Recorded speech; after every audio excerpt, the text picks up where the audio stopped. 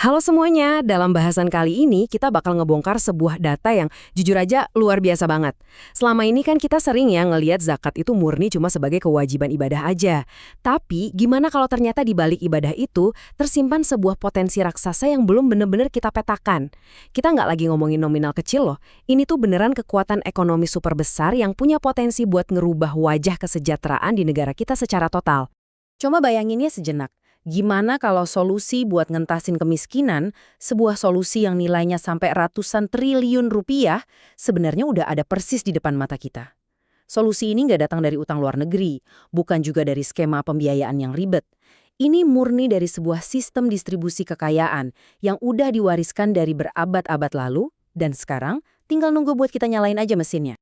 Oke, biar gampang, ini peta perjalanan kita kali ini. Kita bakal mulai dari melihat ancaman kemiskinan, lalu zakat sebagai solusinya, ngebongkar kesenjangan antara potensi dan realisasinya, ngelacak kemana sih aliran dana ini pergi, sampai akhirnya kita bahas efek makronya ke pertumbuhan ekonomi.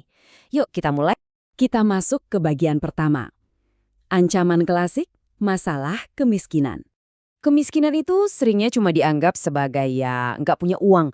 Padahal realitanya, kemiskinan tuh krisis multidimensional, dampaknya kemana-mana. Dia bisa merusak perkembangan moral dan intelektual seseorang, ngancam keutuhan keluarga, dan puncaknya bisa bikin stabilitas masyarakat jadi goyah. Makanya nih, di Indonesia, baik konstitusi kita UUD 1945 maupun ajaran Islam lewat Al-Quran, itu secara tegas ngamanatin kita buat berantas kemiskinan. Jadi ini bukan sekedar anjuran ya, tapi beneran kewajiban struktural kita bareng-bareng. Ada satu kutipan yang dalam banget dari tokoh cendekiawan Yusuf Kardawi. Beliau bilang, Islam secara tegas memaklumatkan perang melawan kemiskinan demi apa? Demi kemaslahatan akidah, moral, dan akhlak umat. Artinya gini, dalam sebuah masyarakat yang adil, nggak boleh tuh ada satu orang pun yang dibiarin kelaparan, nggak punya tempat tinggal, atau sampai kehilangan kesempatan buat bangun keluarga yang layak. Nah, ngelihat betapa krusialnya masalah tadi, kita masuk ke bagian kedua. Zakat sebagai solusi keadilan ekonomi. Jadi, poin krusialnya ada di cara kita mendefinisikan zakat itu sendiri. Kalau kita merujuk ke teorinya ekonom Monzerkaf, zakat itu bukan sekedar sumbangan sukarela atau sedekah yang kalau lagi pengen aja dikasihnya. Bukan. Zakat itu transfer kekayaan yang emang diwajibkan dari mereka yang mampu ke mereka yang butuh. Tujuannya satu, nyiptain keadilan sosial ekonomi. Bisa dibilang ini tuh kayak undang-undang jaminan sosial pertama di dunia, yang sistemnya pasti, nggak cuma ngandelin orang lagi pengen dermawan aja. Sekarang kita sampai di titik balik ulasan ini, bagian ketiga, kesenjangan antara potensi dan realisasi. Siap-siap kaget ya sama datanya. Coba perhatiin angka ini. 462 triliun rupiah. Ini adalah estimasi potensi zakat di Indonesia pada tahun 2017. Ratusan triliun loh. Bayangin, duit segini kalau digerakkan, itu ibaratnya bisa nyapu bersih banyak banget kantong-kantong kemiskinan dari Sabang sampai Merauke. Ini potensi ekonomi yang benar-benar masif. Tapi coba bandingin sama angka yang satu ini, 6,2 triliun rupiah. Ya, inilah realisasi total zakat nasional yang resmi terkumpul di tahun yang sama. Kelihatan banget kan jurangnya? Jomplang abis. Kita punya mesin raksasa dengan kapasitas 462 triliun, tapi kita baru jalanin mesinnya di gigi satu, di angka 6,2 triliun. Ada peluang emas yang gede banget terlewat di sini. Nah, perbandungan regulasi ini ngasih lihat salah satu akar masalahnya dengan sangat jelas.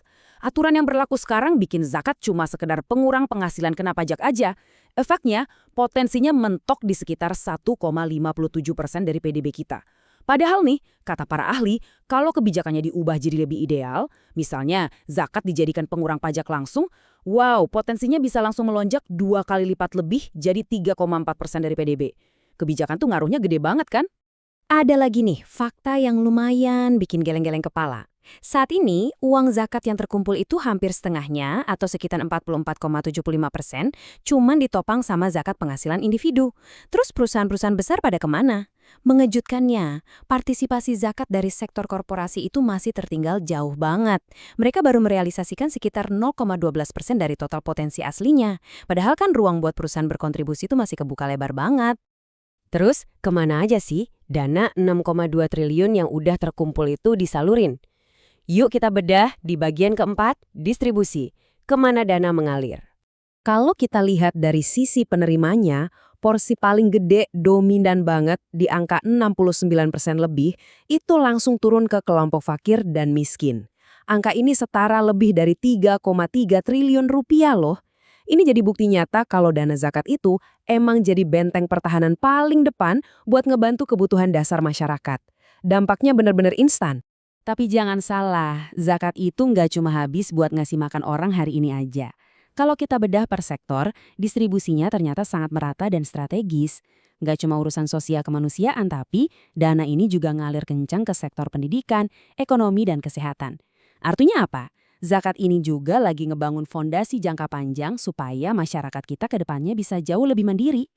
Nah, ini yang membawa kita ke bagian kelima sekaligus yang terakhir, efek makro.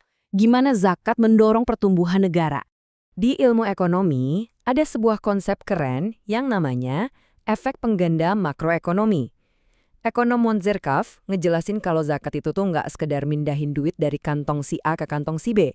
Lebih dari itu, zakat bisa ngerubah perilaku ekonomi masyarakat secara keseluruhan. Benar-benar ngerubah sistem loh. Mari kita urutkan logikanya ya. Ini menarik banget. Pertama, waktu dana zakat dikasih ke keluarga miskin buat beli kebutuhan sehari-hari, apa yang terjadi? Otomatis daya beli mereka naik kan? Mereka mulai beli beras, baju, dan kebutuhan pokok lainnya.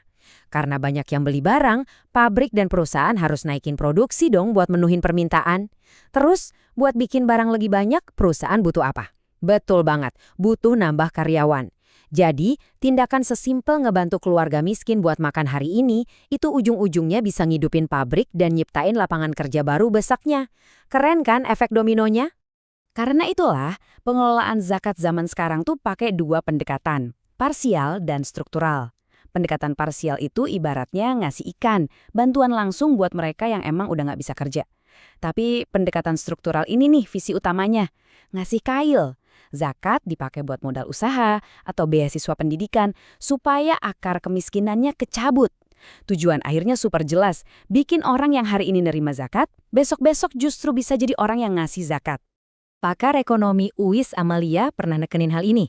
Beliau bilang kalau esensi zakat itu sebenarnya buat nyeimbangin alokasi sumber daya di masyarakat kita. Jadi, sistem ini tuh beneran jadi jembatan antara si kaya dan si miskin. Nggak ada lagi tuh yang namanya kecemburuan sosial yang berlebihan. Dan keharmonisan negara kita juga jadi lebih kejaga. Sekali lagi, ini bukan cuma perkara uang ya. Ini tentang ngebangun keadilan. Sebagai penutup ulasan kita, ada satu pertanyaan gede nih buat kita semua. Kita udah sama-sama lihat datanya. Ada ratusan triliun rupiah yang masih tidur pulas, belum tergali maksimal. Padahal, ini sistem yang dirancang secara brilian buat ngelawan kemiskinan dari akarnya. Nah, pertanyaannya sekarang, peran apa nih yang mau kamu ambil buat ikut nyalahin mesin ekonomi raksasa ini? Apakah kita bakal biarin aja sebagai rutinitas biasa, atau kita siap ambil bagian dorong solusi nyata ini buat kesejahteraan bareng? Pikirin deh. Oke, makasih udah ngikutin bahasan seru kita kali ini. Sampai jumpa di ulasan berikutnya.